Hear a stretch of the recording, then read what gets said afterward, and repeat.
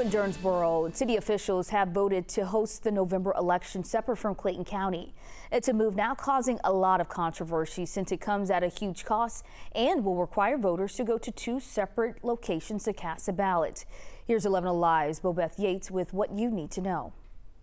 It really feels along the lines of suppression, voter suppression. Jonesboro resident Asia Miller is among those who appealed to the city council, hoping that they would approve a memorandum of understanding to allow the county to run its November election, simultaneous with the county's election. Instead, the city voted to do its own election at a separate location. I'm an educator here in Clayton County, and so my work hours didn't work with the hours that the city was offering. The city was offering from 8 to 4:30, I believe. I have to be at work at 7:45. I'm in a bunch of different clubs at my job, and so I usually don't get off until after 5 o'clock.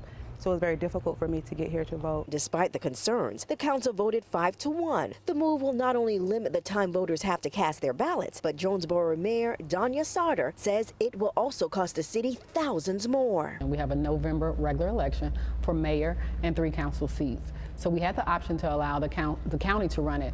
And they would have ran it for roughly about $11,000. They made the decision not to accept the memorandum of understanding and therefore will run the election in the city at about the price tag of about $24,000. And Sauter says the about $13,000 difference is not even in the budget. So we allotted $20,000 for our 2023 budget for elections, knowing that we had 2 elections. Our election in March cost us $23,000, which means we're already $3,000 over budget. So technically there's no money in our budget line item to run an election in November. But during the council meeting, supporters had a different take. I think it's worth $13,000 to ensure that our votes are going through the way they should go through.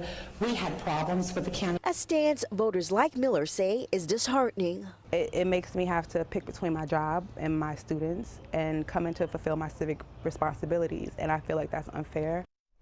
It's also important to note that the last time the county ran the city's elections, they had record turnout in the thousands compared to the March elections, where we saw just about 400 people cast ballots.